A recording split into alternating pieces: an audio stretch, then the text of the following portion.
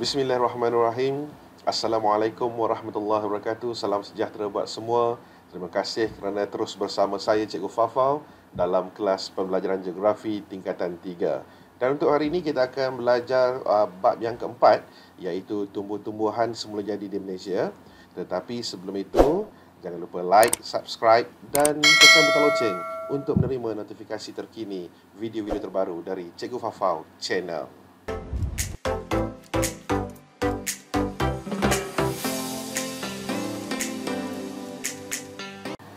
Bismillahirrahmanirrahim. Alhamdulillah, terima kasih kerana terus setia bersama saya. Dan untuk makluman anak-anak yang disayangi sekalian, untuk hari ini kita akan mempelajari geografi tingkatan 3 bab yang keempat, iaitu tumbuh-tumbuhan semula jadi di Malaysia. Dan untuk minggu ini kita akan fokus kepada subtopik, iaitu jenis dan taburan tumbuh-tumbuhan semula jadi di Malaysia. Jadi sebelum kita mula, jom kita tengok apakah objektif pembelajaran kita pada hari ini supaya kita terus berada di landasan yang betul, ya. Jadi yang pertama sekali ialah pada akhir pembelajaran kita boleh mengetahui 5 jenis tumbuh-tumbuhan semula jadi di Malaysia. Yang kedua, memahami taburan tumbuh-tumbuhan semula jadi di Malaysia. Dan yang ketiga, untuk minggu ini juga kita boleh mengenal pasti ciri-ciri 5 jenis tumbuh-tumbuhan semula jadi di Malaysia. Jadi inilah 3 objektif pembelajaran yang kita akan belajar pada hari ini. Seterusnya kita lihat apakah iklim di Malaysia. Jadi saya rasa awak semua dah tahu Malaysia ni mengalami iklim khatulistiwa. Yang mana iklim khatulistiwa ini mengalami panas dan lembap sepanjang tahun. Jadi kesan daripada panas dan lembap sepanjang tahun ini akan menyebabkan tumbuh-tumbuhan ataupun menggalakkan pertumbuhan pelbagai jenis tumbuhan semula jadi di Malaysia. Jadi dengan cukup panasnya, dengan cukup airnya, akan menyebabkan pertumbuhan dia giat berlaku. Kita terus kepada 5 jenis tumbuhan semula jadi di Malaysia. Yang pertama kita ada hutan hujan tropika, yang kedua kita ada hutan pantai, yang ketiga kita ada hutan paya air masin, yang keempat kita ada hutan paya air tawar, dan yang kelima kita ada hutan gunung. Inilah merupakan 5 jenis tumbuhan semula jadi yang ada di Malaysia. Seterusnya kita lihat contoh-contoh kawasan tumbuhan semula jadi di Malaysia.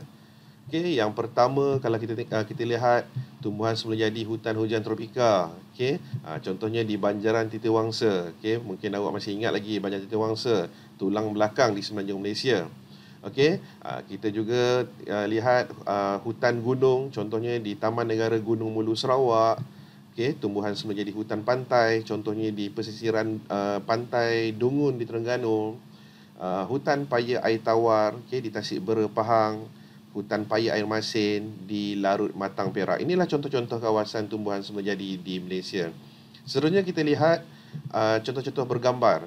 Ini merupakan Banjaran Titiwangsa. Ini merupakan Taman Negara Gunung Mulu.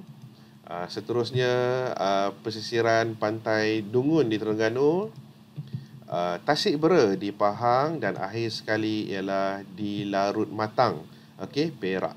Jadi inilah contoh-contoh kawasan tumbuhan semula jadi di Malaysia. Seterusnya kita akan lihat taburan tumbuh-tumbuhan semula jadi di Malaysia.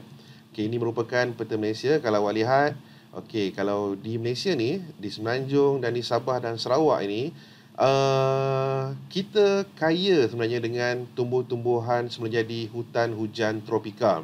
Kalau kita lihat secara maksimumnya ataupun majoritinya di Semenanjung dan juga di Sabah dan Sarawak dipenuhi dengan hutan hujan tropika. Kalau awak tengok warna hijau ini. Seterusnya kita juga kaya dengan hutan gunung. Disebabkan kita mempunyai kawasan tanah tinggi, menyebabkan kita ada hutan gunung. Kalau kita lihat di Sabah, di Sarawak, dan juga beberapa tempat di kawasan Semenanjung Malaysia, kita juga ada hutan gunung. Hutan paya air tawar, ada beberapa tempat hutan paya air tawar. Contohnya di Sabah dan Sarawak, di kawasan ini, yang warna oranye ini semua adalah kawasan hutan tumbuh-tumbuhan hutan paya air tawar. Dan yang keempat, hutan paya air masin. Kalau lihat hutan paya air masin ni kebanyakannya berada berhampiran dengan pinggir laut.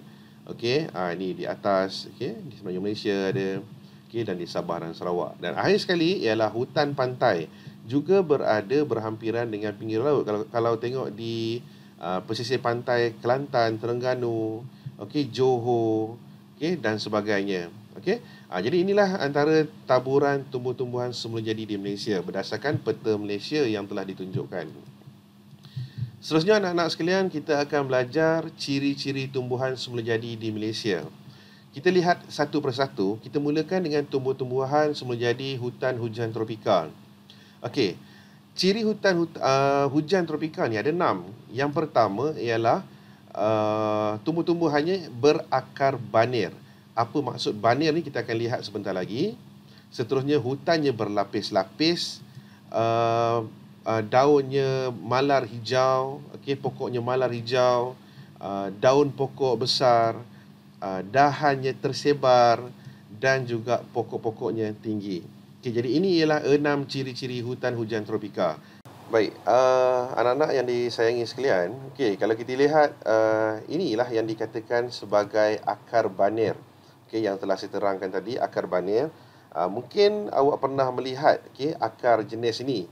Mungkin pernah pergi berkelah dan sebagainya, masuk dalam hutan, pernah lihat akar-akar macam ni, tetapi tak tahu nama dia apa. Jadi ini merupakan akar banir. Akar banir ni dia berbentuk begini untuk menyokong ketinggian pokok, okey, untuk lebih stabil. Baik, sekarang kita lihat pula lapisan-lapisan yang telah saya nyatakan tadi. Kita ada 4 lapisan untuk tumbuhan semula jadi di hutan hujan tropika. Okey, yang pertamanya kita ada bahagian lantai hutan, okey, di bahagian bawah sekali. Okey, ketinggian dia antara 0 hingga 10 meter. Seterusnya kita ada nama dia lapisan tengah. Okey, ketinggian dia, okey, di atas antara 10 hingga 20. Okey, seterusnya kita ada nama dia kanopi. Okey, kanopi macam kemah tu kan. Okey, nanti kita lihatlah ada kena-mengena dengan nama dia. Kenapa dia panggil kanopi? Okey, ataupun silara. Okey, ketinggian dia antara 20 hingga 40 meter, dan akhir sekali ialah bahagian renjong, okey, ataupun emergent. Okey, di bahagian atas sekali, okey, ini antara 40 hingga 50 meter. Okey, jadi inilah 4 lapisan yang terdapat di hutan hujan tropika. Seterusnya kita akan lihat huraian satu persatu. Okey, yang pertama tadi kita tengok lantai hutan. Okey, ketinggian lantai hutan ialah antara 0 hingga 10 meter. Okey, di kawasan lantai hutan ni tumbuh-tumbuhan ni jarang. Okey, sebab apa? Sebab tumbuh-tumbuhan awak tahu kan, dia memerlukan cahaya matahari. Jadi bila dia berada di bawah dan dia terlindung daripada cahaya matahari, menyebabkan dia tidak dapat hidup di kawasan lantai hutan. Okey, diliputi oleh daun-daun kering dan juga dahan rumput. Merupakan tumbuhan saprofit, okey, yang memakan benda reput, kulat dan cendawan. Okey, dan seterusnya kita lihat di bahagian tengah. Okey, di bahagian tengah tingginya antara 10 hingga 20 meter. Terdiri daripada pokok-pokok kecil, mempunyai tumbuh-tumbuhan epifit, okey, yang tumpang pokok lain. Okey, contohnya seperti langsuyar ataupun pokok orkid. Okey, seterusnya ada juga dinama tumbuh-tumbuhan parasit. Okey, tumbuh-tumbuhan yang menumpang, yang memanjat pokok lain untuk mendapatkan air, garam dan mineral dari pokok induk. Okey, dan seterusnya merosakkan pokok induk tersebut. Contohnya pokok duit-duit. Ya, ini jenis duit yang merosakkan, bukan duit yang menyenangkan. Okey, seterusnya ialah di lapisan kanopi ataupun silara.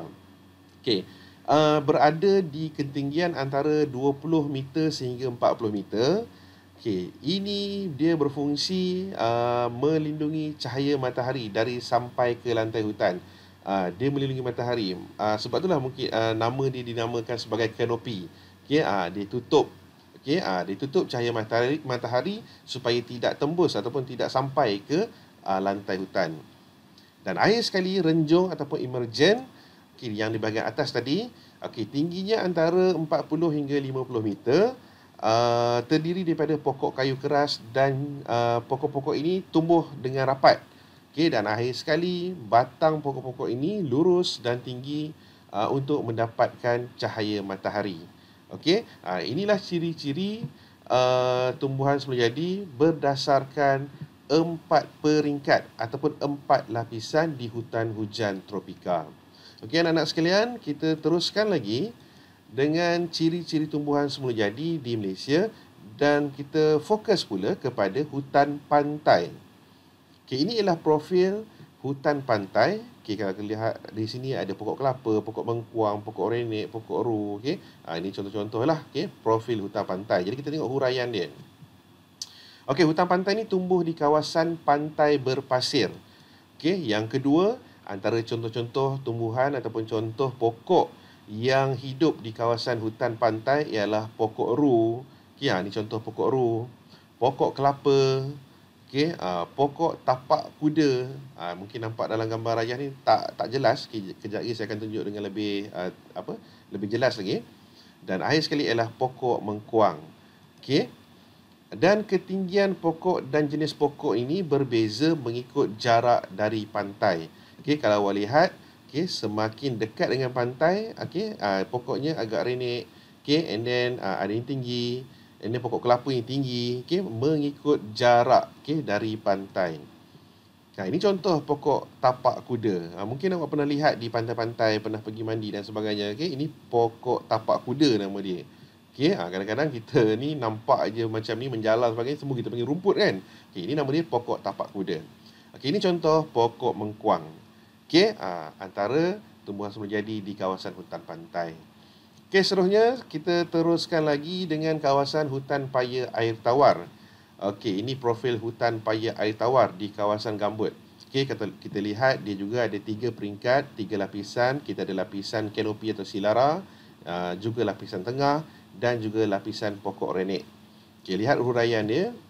Antara ciri-ciri hutan paya air tawar ialah bersaliran buruk, iaitu airnya tidak mengalir, air bertakung. Kedua, pokok berkayu keras, lurus, tinggi, berbatang besar dan tiada dahan bawah. Dahannya semua di bahagian atas. Okey, seterusnya tumbuh-tumbuhan ini bercampur aduk dan rapat-rapat. Okey, agak macam semak sikit lah. Kadang-kadang bila awak tengok filem dekat kawasan paya air tawar ni nampak scary je. Sebab apa? Dengan tumbuh-tumbuhan dia rapat, semak, dengan air dia tak mengalir, air dia kotor. Okey, nampak scary je kan. Okey. Seterusnya 3 lapisan hutan. Okey, kawasan hutan paya air tawar ni dia terdiri daripada 3 lapisan, iaitu lapisan pokok renek, lapisan tengah dan juga lapisan kanopi ataupun silara. Okey, contoh tumbuh-tumbuhan ataupun pokok-pokok yang ada di kawasan hutan paya air tawar. Yang pertama kita ada mengkuang. Okey, mersawa payar. Okey, meranti paya. Okey, dan juga kita ada kempas. Okey, inilah contoh-contoh tumbuhan semula jadi yang ada di kawasan hutan paya air tawar. Okey, yang paling penting sekali di kawasan hutan paya air tawar ni, pokok-pokoknya ada beberapa jenis akar. Okey, antaranya ialah akar udara. Apa benda pula ni kan? Okey, kejap kita tengok. Seterusnya akar pneumatophore. Okey, lagi pelik pula bunyi dia. Apa benda pula? Kejap kita tengok. Dan yang ketiga akar banir. Ini yang kita telah tengok tadi. Dan yang keempat ialah akar jangkang. Okey, jadi mungkin tertanya-tanya bagaimana rupa akar-akar tersebut. Okey, kita tengok sedikit huraian. Okey, jenis akar yang pertama tadi akar udara. Antara contoh pokok dia ialah bintangor laut. Okey, akar pneumatophore ni antara pokoknya ialah perupuk. Okey, kedua-dua jenis akar ni kegunaan dia ialah untuk membantu menyerap oksigen. Okey, dia selalunya bila dia berada di kawasan berair, okey, kadang-kadang akar tenggelam, jadi dia keluar, okey, untuk membantu menyerap oksigen untuk kegunaan pokok tersebut. Seterusnya akar banir dan akar jangkang. Contoh pokok yang mempunyai akar banir, meranti paya. Contoh pokok yang akar jangkang ialah kelat dan merbulan. Okey, jadi kegunaan akar kedua-dua akar banir dan jangkang ni ialah untuk menyokong pokok daripada mudah tumbang di kawasan yang menakung air. Kalau awak tengok kejap dia punya akar, awak akan kata, oh patutlah dia boleh menyokong pokok, bentuk dia macam ni. Okey, jom kita tengok satu persatu. Ini contoh akar pneumatophore. Okey, kalau awak tengok dia macam terkeluar-keluar tu kan. Inilah fungsi dia untuk mendapatkan, untuk menyerap oksigen. Okey, seterusnya ini dinamakan sebagai akar udara. Kalau awak tengok dekat nampak akar dia terkeluar-keluar macam ni kan. Okey, ini contoh nama dia untuk membantu menyerap oksigen. Dan yang ketiga ialah akar jangkang. Nampak macam orang tengah kangkang. Nama pun jangkang kan. Okey, dia terkangkang gitu. Okey, sebab apa? Pokoknya tinggi, jadi untuk menstabilkan pokok tersebut perlulah akar-akar sebegini. Okey, seterusnya kita lihat kita pergi pula ke hutan paya air masin. Okey, ini merupakan profil hutan paya air masin. Ada pokok bakau, pokok nipah, paku pakis laut, pokok nibong. Okey, jadi kita lihat huraian dia, ciri-ciri dia. Yang pertama, pinggir laut bersaliran buruk dan berlumpur. Okey. Kedua, terlindung dan ditenggelami air ketika air pasang. Okey. Yang ketiga, tumbuh-tumbuhan di sini berbeza mengikut jarak dari laut. Okey, sama juga macam tadi Okey, dan yang keempat, seterusnya, antara contoh-contoh pokok yang ada di kawasan hutan paya air masin ni ialah kita ada pokok bakau. Okey, mungkin pernah dengar pokok bakau, pokok nipah, pokok nibong, pokok gelam dan paku pakis. Okey, ada yang tanya, cikgu, pokok nipah ni macam mana? Pokok nibong ni macam mana? Pokok nipah ni dia lebih kurang macam pokok kelapa sawit gitu. Okey, pokok nibong ni dia lebih kurang macam pokok pinang, lebih kurang. Okey, lebih kurang gitulah. Okey, so inilah ciri-ciri dan contoh tumbuh-tumbuhan semula jadi di hutan paya air masin. Dan di sini juga ada jenis-jenis akar yang yang ada pada pokok-pokok yang dapat hidup di sini. Yang pertama ialah akar ceracak dan yang kedua ialah akar jangkang. Okey, kita lihat jenis-jenis akar yang telah dinyatakan. Yang pertama, akar ceracak. Okey, antara pokok-pokoknya ialah bakau api-api dan perpat. Okey, jadi apa kegunaan dia? Berfungsi untuk pernafasan, mendapatkan oksigen. Okey, sebab apa pokok-pokok ini kekurangan oksigen kerana ditenggelami air masin. Okey, dan dia keluar menegak dari lumpur, di tanah lumpur. Jadi kalau awak pergi ke kawasan paya air masin ni, kalau awak nampak kayu-kayu terkeluar daripada tanah lumpur tu bukan batu nisan jangan awak buat cerita hantu pula. Aku pergi ke kawasan paya masin, nampak banyak gila kubur dekat situ. Bukan itu merupakan akar ceracak. Yang kedua, kita ada juga akar jangkang. Okey, contoh pokoknya ialah bakau kurap dan bakau minyak. Okey, antara kegunaan dia ialah tumbuh di bahagian pangkal batang pokok dan dia masuk ke dalam lumpur, menyerap udara ketika air pasang. Okey, dan menyokong pokok daripada mudah tumbang. Sebab tu awak nampak dia duduk macam terkangkang gitu. Mungkin sebab tu nama dia jangkang.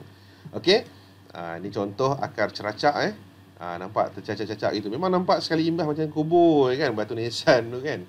Tapi memanglah bentuk dia memang gitu. Okey, seterusnya ini contoh akar jangkang. Okey, seterusnya kita lihat pula hutan gunung. Okey, di Malaysia ni kita banyak kawasan tanah tinggi. Okey, dan kita pun kaya dengan gunung-gunung yang ada di Malaysia. Okey, dan bila ada gunung ni, kita pun kaya dengan tumbuh-tumbuhan semula jadi di kawasan-kawasan gunung ni. Jadi bila kita lihat di sini, setiap ketinggian, setiap aras-aras dia, okey, dia mempunyai jenis-jenis tumbuhan semula jadi yang berbeza. Okey, contohnya di aras bawah sekali kita ada hutan mountain bawah. Yang kedua kita ada hutan mountain atas. Yang ketiga kita ada tumbuhan hampir alpine dan yang akhir sekali ialah tumbuhan alpine. Okey, kita lihat sedikit huraian ciri-ciri dia. Yang pertama, tanah tinggi melebihi 1,200 dari aras laut. Okey, yang melebihi 1,200 meter dari aras laut ni kita dipanggil dia hutan gunung. Okey. Tumbuhan berbeza mengikut ketinggian, sebab suhu dan kesuburan tanah. Lagi tinggi kawasan tersebut, kawasan gunung tersebut, lagi rendah suhu dia dan akan mempengaruhi pokok-pokok yang tumbuh dekat situ. Mungkin dekat kawasan bawah pula suhu dia tinggi, tidak seperti di atas. Pokok-pokok lain pula yang boleh hidup. Seterusnya, 4 lapisan hutan yang telah saya nyatakan tadi. Okey, mountain bawah, mountain atas, tumbuhan hampir alpine dan juga tumbuhan alpine. Okey, seterusnya kita lihat hutan gunung ni. Okey, huraian dia. Yang pertama, ketinggian antara 1200 hingga 1800. Kita panggil dia hutan mountain bawah. Okey, lapisan hutan ni dikenali sebagai hutan daun luruh. Ketinggian pokok antara 15 meter sehingga 33 meter. Okey, ini di kawasan mountain bawah. Okey, antara jenis-jenis pokok ataupun tumbuhan di kawasan lapisan ini ialah pokok oak dan laurel. Okey, tumbuh-tumbuhan epifit seperti orkid dan paku langsuyar. Okey, ini di lapisan yang pertama, lapisan hutan mountain bawah. Selanjutnya kita lihat di hutan mountain atas. Okey, ketinggian ni antara 1800 hingga 2900 meter. Okey, di sini di lapisan hutan ni terdapat pokok-pokok daun tirus. Okey, kebanyakan pokok adalah rendah. Ketinggian pokok antara 1.5 meter sehingga 18 meter. Okey, dan hanya terdapat satu lapisan hutan sahaja dan lantai hutan ni lembap dan ditumbuhi dengan lumut. Okey, jadi contoh-contoh pokok ni ialah pokok pine, spruce, pokok gelam gunung, tumbuh-tumbuhan epifit, lichen dan lumut dan juga bunga rafflesia, bunga yang terbesar. Okey, periuk kera. Ni bukan periuk kera untuk kera nak buat kenduri ke apa, memang nama dia pokok kera, dan pokok rhododendron. Okey, inilah contoh-contoh tumbuhan ataupun pokok-pokok yang ada di lapisan mountain atas. Seterusnya yang ketiga, tumbuhan hampir alpine yang ketinggiannya antara 2,900 hingga 3,500 meter. Okey, terdapat di sini terdapat hutan campur jenis pokok bantut, okey, dan rumput. Okey, antara contoh pokok yang berada di sini, yang dapat hidup di sini ialah pokok Rheniac conifer, rumput jenis Laurus buttercup, Bornean eyebright, red sanicle dan periuk kera.